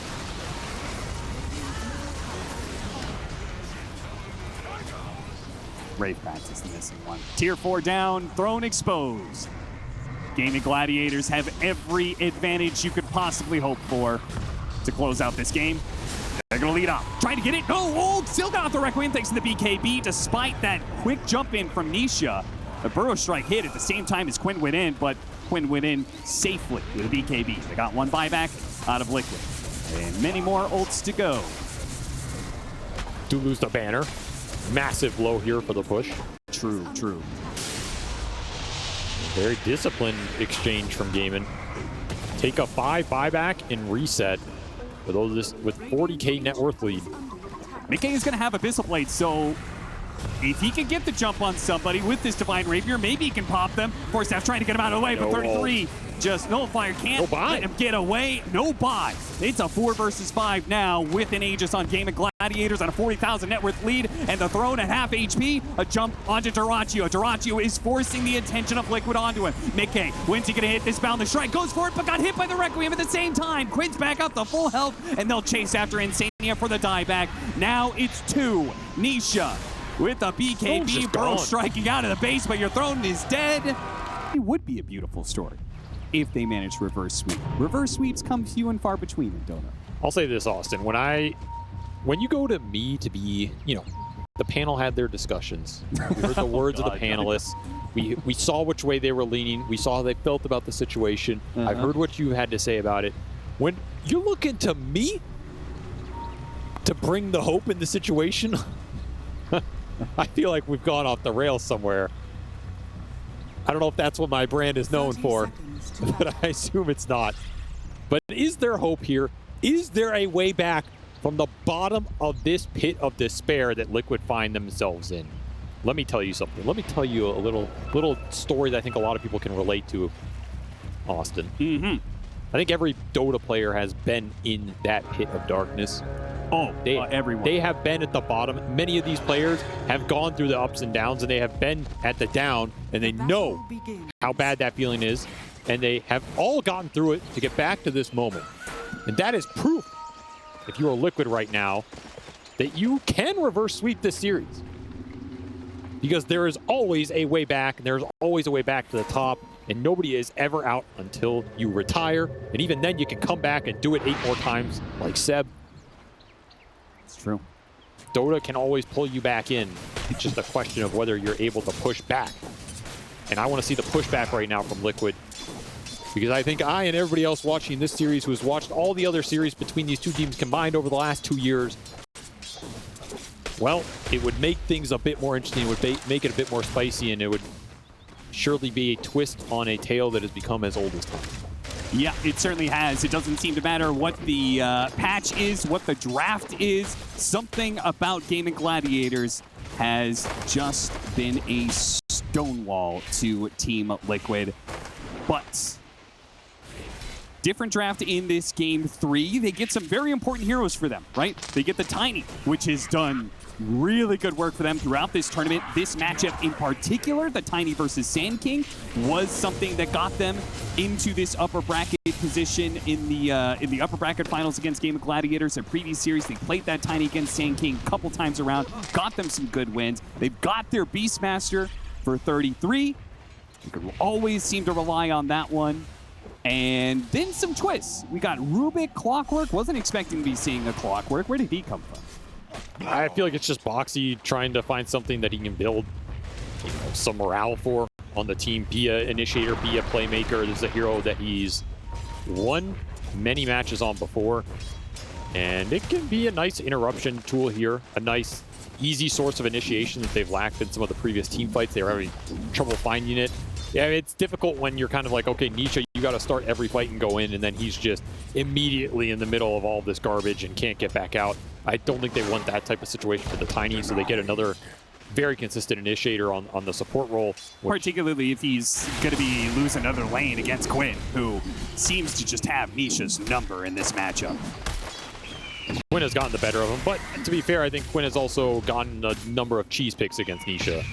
Yeah, that last SF versus Sand King was certainly not a fun matchup. I think this mid lane should go a lot more even, and I do like Tiny versus Sand King. I think it is, you're on the better end of this exchange if you have the Tiny. At least my personal preference. I mean, this is a very close matchup, and they do different things. So it's not an end-all, be-all, but in theory, Tiny does a lot of burst damage, can build a lot of hybrid damage, and can cut through Sand King on that front line. Can also displace him out of some of his Sandstorm, stuff like that. So I think Liquid, I mean, if you can't win with, the Shadow Fiend Tiny Beast that I feel like have been 3 of your best cores the entire event, you're just getting outplayed. Yeah, and that has been part of the matchup of Gaimin Gladiators versus Liquid. Nisha, oh, is he gonna die in this matchup? Not quite. The bottle will help keep him alive, but Quinn is destroying him in CS now. And he gets the range deny, yeah, I mean. 15 and 8 compared to 5 and 3. He's tripling up on him. A very rough start for the Tiny, actually. Yeah, Nisha destroyed this matchup against other mid laners, but Quinn is something different when it comes to mid lane. I mean, at least they get first blood eventually on that Weaver top. It took a couple tries. I feel like the side lanes for Liquid have been going better in this game 2 and 3. They've definitely stepped it up. This is also going to be a support swap. Something worth mentioning here, does usually make your laning a little weaker, but it makes the player stronger on the heroes. Quinn gets caught on a burrow strike. Yeah, nice toss back there. Nisha, and the tree is not going to be enough damage, but it puts him super low. He's going to be there for the water rune for a bit of recovery. All right, that is Tofu going to make a rotation through the gate very early. Yeah, looking to punish 33 up far in the lane. Pull him back into the Shiguchi, get the bugs on him, and they have so much physical damage between this trio. Even got the boar. Plus 28 here. Big swing for Dyrachyo. Puts the CK in a much better position. Still Mickey leading the pack, which is exactly what you want for this safe lane. Shadow Fiend, we saw Liquid do a lot of work with this hero earlier. Cannot underestimate how strong it is. He has some buffs to play behind him, not as much as he had in that game, but still Beastmaster can help him out, and they're going to get another one on Ace, so extra build-up for the SF here. Take advantage of the Weaver being bottom. Telekinesis throw back into the Eidolons, trying to stall out some of the damage. Dyrachyo a bit low on mana, so may not be able to have another kill attempt for him for a little while. Meanwhile, Nisha, low health Quinn. Man, look at that. That Stinger just does so much damage to a no armor Tiny. I think if Quinn hadn't lost all that HP on the tower, this lane might have been completely one-sided. At least Nisha's getting something here, but it still is one-sided. He's still doubling him up in CS. This is not how Liquid wanted this lane to go. And it's going to have to be made up for here in the 2 side lanes. Now, this SF is pulling ahead by a decent amount. Free farming the lane. There's not a lot you can do to go on Mickey here as long as Boxy's protecting him. You can maybe try and all in him with a swarm and a support rotation. We are seeing the Enigma go through the gate. So Gaimin are going to try and push him with this catapult, get the big SF kill, or at least threaten it. You can shell the Weaver and push him in here. It's going to be up to Boxy. Get scanned. To keep these two, Ace and Tofu, from overwhelming Mickey when the play comes. The Cogs goes out. Battery Assault push them back in. Not too bad. They get a kill before the Enigma even shows up. Still, though, the Enigma is here with the Eidolons and Dyrachyo. Now, the TP's coming in for the Rubik. Can he stop this telekinesis throw back? Good stun. One raise goes off. A second brings a hero low. That's going to be Celery going down. And Dyrachyo limping across the jungle. Almost dying to the tower there. Cogs actually managed to nab Ace with the battery assault out. Dyrachyo's trying to help, but he cannot do anything to get Ace out of that sticky situation. Liquid manages to stop the aggression of Gaimin Gladiators and turn it back on them. Big swing in this early game. A lot of experience for the supports. The Beastmaster gets the free farm bottom uncontested, and you shut down some of that Weaver, who Tofu's just found nothing on this lane, really. It takes 4 heroes to bring down that SF.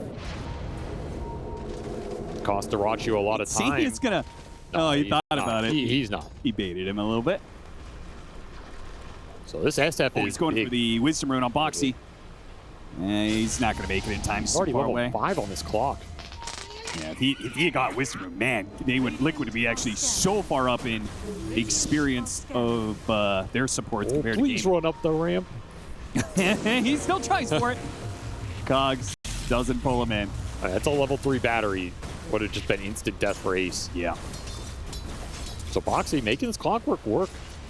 Looking pretty good so far. Still has a lot of regen to play with on the map here with full stick Lotus. And with Boots coming in, he is going to be a menace, and they need a menace right now.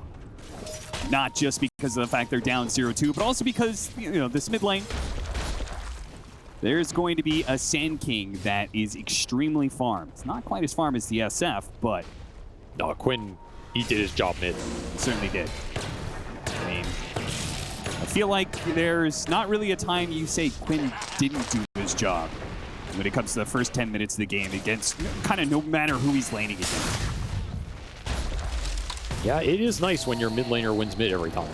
Tell you that much. 8-minute rune was bottom. It's illusion. Not the biggest deal, but phase boots for Quinn is the resources right now. That's what's winning this mid lane. This Tiny's gonna have to go to base again here. Second time before 10-minute mark. Just costing Nisha a lot of time, and they're gonna scout this huge set of stacks. Oh, Burrow Strike. Oh, barely off the mark there. This is not a stack you can afford to give up in this game if you're Liquid. I don't think Gaimin have the best means of taking it. Yeah, Beastmaster is going to cut over. See if he can get any of these last hits. Nisha, he's going to run at him. Throws a nice toss avalanche with the axes to be able to cut down the Enigma, and Dyrachyo is already at half.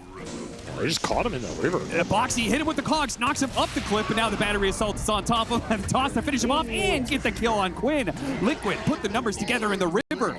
And Gaimin Gladiators underestimating the power of this Tiny. Things starting to come together here, and it feels very solid. These are heroes that are going to scale well for Liquid and play well together with the Beast buffing them all up. Nisha, he just got exactly what he needed in this game. An injection of gold, some big core kills. And man, when that toss starts to add up, it feels good here. Liquid can continue to play around it. Almost got him with a blood grenade, but not quite. Boxy almost bursted by the Stinger. Stolen Burrow Strike, though, will halt Quinn. He's running after him with the bugs on him, but a hook shot, a toss. Oh, look. Got some of that damage. Meanwhile, Nisha, he's still got the bug on him as well. The Burrow Strike and a punch to the backside. Ace is able to finish him off, but Quinn is in deep. He managed to hit the Stinger, got another kill. Now on the run. Celery trying to cover him. Mickey, black hole on 2. 33 misses the axes. Quinn comes back in with the Stinger and kills them both and stays alive. Beautiful stuff from the Sand King, and 33 caught from behind by Dyrachyo. Quinn lives through it all, breaking the ankles of Liquid. I mean, CC and see you later here. Quinn just dancing over Liquid. This man is absolutely putting on an early game clinic, dragging Gaimin through a laning phase that looked like it was going to go Liquid's way. Just every single move in this fight is on point. Sometimes those illusion runes make a difference. Just got off so many stingers here. The power of phase boots on this hero from mid. Just as it was going well for Liquid, Quinn breaks that lead in half. And you have to worry about how strong this Sand King gets because he's backed up by a lot of team fight. This Darkseer is going to turn him into a beast. He gets the frontline items on top of the Blink Dagger here. You know, every one of these Burrow Strike Stingers can be on multiple heroes if you clump up and get back. That could have been such a nice end to the laning phase for Liquid if they collected Quinn there. Instead, it's just a disaster. Pushes all of them back down the board. It pushes all of the Gaimin Gladiator cores up, catching up to Mickey, who has had a free game for himself for the most part after that first move from Gaimin Gladiators failed. They're going to try again, but Boxy there for the interception. Will this be enough, though? Trying to get out the Requiem. Vacuum goes off, He just cannot seem to get it off, and Celery won't die either. Outnumbered and outgunned. Again, Liquid just finding themselves on the back foot in all these little skirmishes as Gaimin bring the numbers. And Ace, I mean, he's just smiling all the way to the bank because Mech just bailed out his 5, got him a double kill, uses the cogs against him, straight into a tower. Last hit, all of a sudden, you blink and you miss it. This Darkseer is the most farmed hero in the game after getting killed by that Shadow Fiend during the laning phase. 33 doesn't get there in time. You know, this is the type of game setup where you can look at the draft all you want. You can talk about how the laning phase was going okay, but these little gameplay maneuvers are what is winning this series right now. Yes, it's simply put, Gaimin Gladiators, they kind of do what Liquid does, just better. Yeah, they're just faster. Give them a different draft, it doesn't change the things that Gaimin Gladiators, inside of the game, they're just faster than Liquid, and it seems to catch Liquid off guard too many times. Like, they have slow elements in their lineup. Enigma 5 can be slow. It can have a rough laning phase. This Weaver had a really slow start, and Tofu was behind, but they make the necessary moves. They find the openings, they bring the numbers, and they make sure they help each other find games here. And once more, Liquid are on a significant back foot, suddenly down 5K net worth. It happens so fast. 2.5 minutes. Sania moving around with the Shikuchi. I mean, you're going to have some good Rubik plays this game. There are a lot of good spells to steal. Darkseer spells are great. Sakuchi can set all of it up. Sandstorm spells are magnificent. And of course, the Black Hole would be the ultimate steal here. A smoke up from Gaimin Gladiators, and they have a Blink Dagger on Quinn. So looking to connect these pieces somewhere on the map. I have a lot of firepower right now. Armlet Chaos Knight easily joins a fight. Drum Enigma, pretty strong. Always the threat with the Black Hole. You have the Mech Darkseer who can back all of it together. And of course, the Blink Sand King can bring that fight to you with strong initiation power. Gaimin are not lacking anything. It's just a matter of where they want to strike. Going for the epicenter kill, perhaps. He's waiting for Tofu to set it up with just a little bit of slow. Would have gone a long ways. Insania sees a push coming his way. They'll get the heads up. What does Liquid do with this bit of information, knowing all these heroes are going to come in and they just give up the tower? Looks like that's the case. Tough tower to give up, man. But do they really have a choice in the matter? It's going to be a lot of space to operate around. 9-9, 5,000 net worth lead, and it's 14-minute Wisdom Rune time.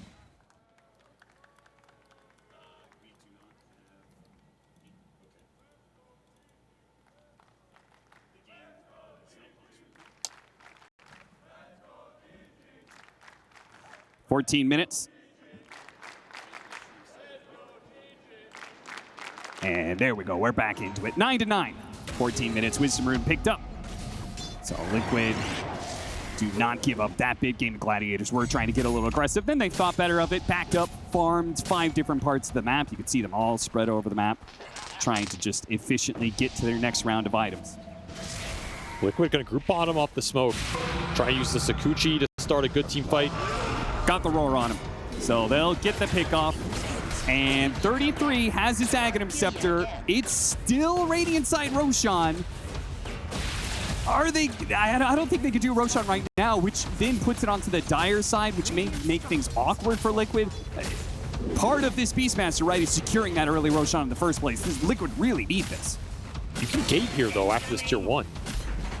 I'm curious if Gaimin are going to try and read this and just set up. Yeah, I was about to say, Gaimin Gladiators is already set up on that side of the map, so you are it gets rockets stumbling into something bad here. Good rocket from Boxy. Yeah, you do want to do this Roach, though. Don't want to just sit on your side of the map with this Beastmaster Ags and let Gaimin farm up here, especially with the lead they have on these supports. Still the point in the game where the Sakuchi Rubik's very strong as well. Got him on the Burrow Strike, still on Shikuchi, trying to get away outside of the vision, and they will be able to nab him, and the Rubik goes down. Now they can put damage onto the tier 2. Meanwhile, Nisha's trying to push in mid. Gaimin Gladiators sticking around. Yeah, they're just going to commit to taking this tier 2. That's going to make things even harder for Liquid when it comes to taking a Dire side Roshan. They're going to have no objectives on this side of the map outside of the outpost. Their moves have been really good this game. All to the right areas of the map. That move, the gate moves top, got that tier 1. The move mid, backstab that tower, ended up securing it. Now this move to top, you get a little Rubik kill, take this tier 2, and deny the Roshan during this Beastmaster Ags period. Dodging the cogs, covering the power root. Do manage to get that haste rune, but it'll cost Boxy his life, it looks like, is underneath the sandstorm with Tofu on the other side. They get the kill. Now the chase. Dyrachyo closing in, has to blink away on Nisha. He does manage to get out. Blink Dagger's done for the Beastmaster as well, so double initiation tools for Liquid, but is that going to be able to surmount the 5,000 net worth lead the Gaimin Gladiators have built up with the aura items being achieved? Got the pipe mech done for Ace. Game is still very even here. There's still some strong team fight on the side of Liquid if you can put it together. Your Tiny, his recovery's been slow, and he's behind, but this crash landing can still do some massive work, even if you're missing 1 or 2K. Especially if you can find a support at the start and just get that free pick off, make it into a 5-on-4, particularly before this Sand King starts to tank up. He's also susceptible, and Haste Rune on Nisha should open up some moves. They're splitting the blow up target. Ace. He's the aura guy. He's going to be able to get out the pipe mech. Not the fastest kill. Might still be able to run him down. The tree, it is enough. Ever so barely. They do manage to get it. Hook shot back in. Dyrachyo was trying to still force this one. Requiem goes out. That'll put him under fear. Unable to put some damage on a box. He tries to slip away through the cogs. Tofu's able to finish him off while Dyrachyo gets the armor toggle to stay alive. They don't want to walk into a black hole epicenter, so Liquid are forced to give up on the chase, at least initially. 4 canceled the epicenter blink there from Quinn. Super heads up play by 33. Or Gaimin would have committed to that fight with the Sand King strength. Then we'll have to settle for losing their offlaner here. Narrowly escaping with the Chaos Knight. Felt like Liquid would have wanted a little more out of that, considering how good the start was. They had a hasted Tiny. But they'll take it. Their cores are still farming very well. They now, Blink Ags Beastmaster to start fights, Blink Tiny to start fights, Clockwork to start fights, Sakuchi Rubik who can start fights. Everybody on this lineup can pick a target and make it easy for the rest of the team. It's a very nice element to have here, but you have to pick that target well. Ideally, you burst that Darkseer, you take the ores out, you're super happy. If you find Enigma, might make it easier for the Shadow Fiend to commit in.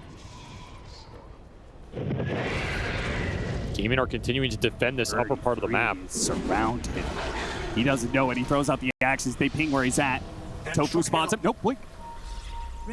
That blink was crucial. Otherwise, Dyrachyo might be able to catch up to him. He's going to turn around Primal Roar, see if he can kill Tofu. It's not good enough. And now Dyrachyo gets him in his clutches with the Orchid to pick off there. And now Boxy, yeah, he's going to be pulled in by another Reality Rift. Telekinesis tries to save him. The Vessel's taking him. Dyrachyo diving into the tier 3s. A Shukuchi to slow him down. Dyrachyo's crazy for this one. He's already half HP underneath tier 3s, but Liquid are nowhere to be found right now. Insania gets a good steal on the Burrow Strike. Just lost after tier 3 at 19 minutes again. Nisha's refusing to come back. These are the little mistakes that cost you so much against this team. They play for the win. They play for blood. You cannot show signs of weakness here. Giving up these little kills in odd areas of the map. And they're going to go back. Liquid a lot. They're going to take Roche. You can't lose Roche in this game if you're Liquid. Well, that's what's about to go. You had like a 14-minute Beast Ags, and you couldn't even contest this? Nope. They have brutal. A lot of different physical damage and minus armor to make this pretty easy for them. Right, at least your cores are still on even footing. It's better than the previous games, but this is an objective that it should have gone your way. At least you would have wanted it to. It was part of the game plan, but it seems like the game plan has changed. With Liquid not TPing back to that tier 3, it really looked to me like they just made the call that they're staying out of the map and farming no matter what. And maybe that's because the next round of items are particularly crucial. They want the BKBs. Trying to get to BKBs, but those are still a ways away.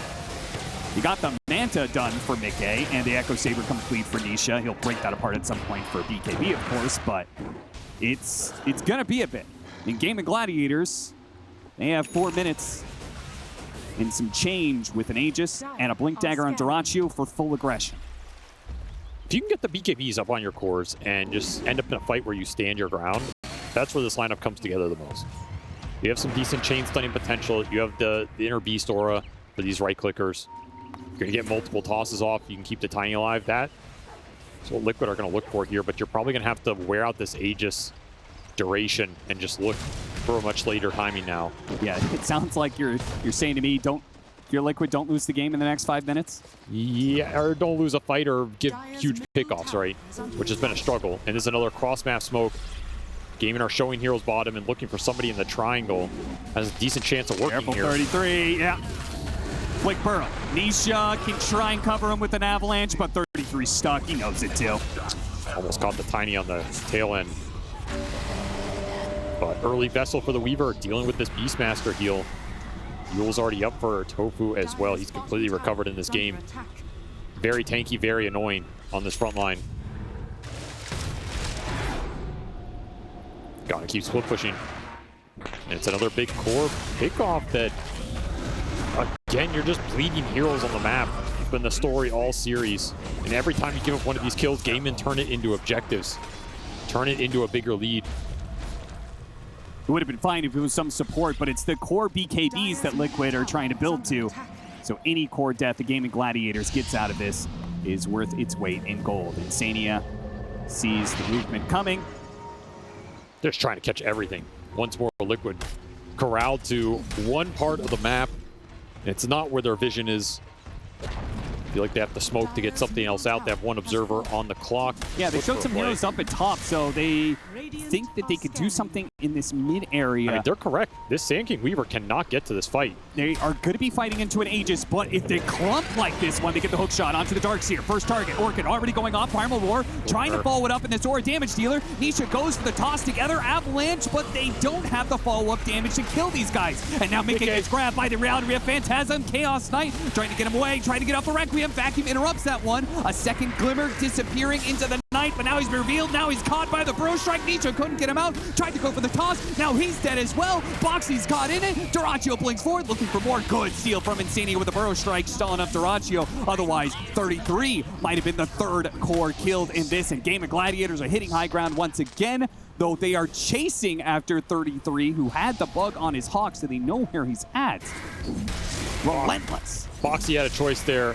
I don't know if he saw the Enigma at the last second, but you're hookshotting Enigma or Darkseer, and he took the Darkseer. Instant Orchid from Duraccio completely bails out that initiation, and then Glimmer Cape on the Enigma. There's just no way to take that Darkseer down at the start of the fight like that. Liquid did not have their BKBs to commit. And Gaimin able to survive long enough with the heals. The other two heals can come in. Once more, a misstep by Liquid leads to objective taking by Gaimin as they take a Rax at 23.5 in this game. The troubles do not stop for Liquid. The nightmare only continues here.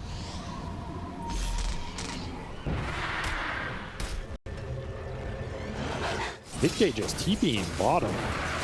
He's got to hit some creeps. He's a long ways away from that BKB. Heroes are just tanking up. The team gold is what's winning these games. Time and time again, there's no easy targets for Liquid to jump. It's a 5 Enigma just showing. If you're not willing to jump this, like, what are we doing here? They're afraid to jump him. Oh, man. They are truly mind screwed at this point in time if they can't go for it. And by the time they go for it, yeah, it is a trap now.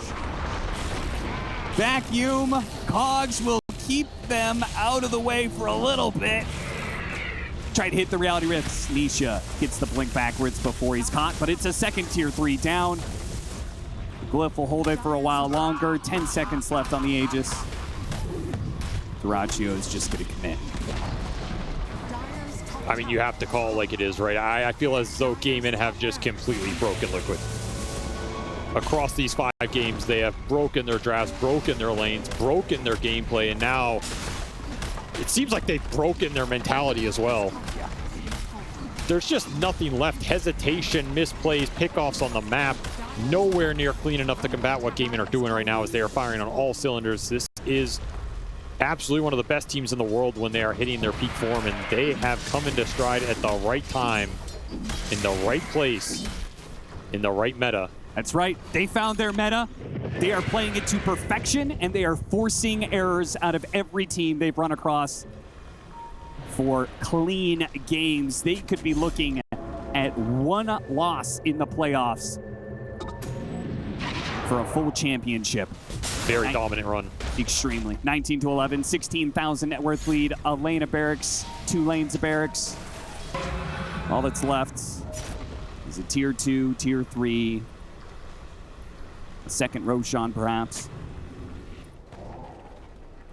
And by the time Liquid gets these BKBs, you have to wonder if the network deficit is going to be too much for them to be able to surmount with just debuff immunity. At least you're preventing a lot of the damage coming out from some of these spellcasters, but there are still things like Black Hole to worry about. Dyrachyo going in, maybe you get a wall off at the start. A lot of sustain on this Gaimin lineup. And of course, you don't have a Blink SF here. It's not like you can instant follow up with Requiem on some Roar. Yeah, it's just all about the Tiny. Find tossbacks or win the fight off the damage. Dyrachyo looking for a solo play. This is ambitious. Yeah, well, I mean, with no work at Primal Roar turnaround, yeah, Tofu's going to come in with ace. They've got the backup. So Dyrachyo knows all he has to do is just make sure that 33 can't retreat. And the rest of his team will follow it up. And they're going to try and go for the epicenter burst on Mickey at the same time. Boxy, can he do anything to stop this one? He's trying with the battery saw, tries to pull him away from Mickey. That Cogs may have just done it with the Glimmer Cape from Insania. They do manage to keep their carry alive. I mean, Celery could have just blinked Black Hole there. He didn't want to get hook shot. Yeah. Maybe not give it to Rubik. There's Dyrachyo, the ever aggressive carry. And when he is on point, it looks so good. He has just been, the map. He has decimated Liquid across these 5 games. Like the Brood performance, especially his Chaos Knight, absolutely one of the best in the world. The first of 3 has been achieved. They don't want to wait for backdoor. They know what is ahead of them right now on this last lane of Rax. Roshan, potential spawn time. It's coming in. Gaimin Gladiators. This Enigma's going to have BKB before you have it on some of these Liquid heroes. Yeah. I don't think 33 has gained gold in the last 3 or 4 minutes here. SF is honestly still 600 off his. No, he should have it. Never mind. He will have it in 100. So you will have the SFs. Doesn't prevent him getting Black Hole. And you do have the Tinies. Nisha was debating the BKB or the Ags and opted for the BKB. So all that's left is the Beast Masters here, which is the farthest away, but they're giving him farm priority. Liquid just trying to get triple BKB up here, take the next fight, and see what happens. Could be the last one here of their tournament lives. They are definitely all in. And if they were to get this fast enough, they might even be able to get on the map and contest Roshan. And Gaimin Gladiators, it's up for the taking. It was a very early Roshan spawn. Ags on Weaver. Oh! There's just so much to get through here. And you don't have enough firepower to do it. Like, if you commit on somebody, they get Weaver Ags, I feel like that team fight's over. Probably, yeah. It's you Primal Roar somebody, and it's... And by the way, this bottle on Quinn right now holds a shield rune, which could also just be huge in this next fight, considering how tanky he is on the front line. Crimson Guard completed for the Darkseer. Shiva's Bloodstone and a shield rune. If he's the target, you don't see how he dies. Tofu gets a little information, knows that Liquid is outside of the map. They also have a big wave pushing in mid. Nisha, he's going to try for it. Quinn starts the initiation. Trying to make himself the target, activating that unit. And Nisha gets the toss into the Requiem, trying to combo onto Ace. They go for the Primal Roar. So many ultimates being used to try and kill him, and there's the time lapse. They saved Ace. Now they've got the Black Hole on the SF, and they are going to demolish Liquid. Triple BKB does nothing for you when you are flat out, outgunned, outplayed. 4 dead. GG is called. The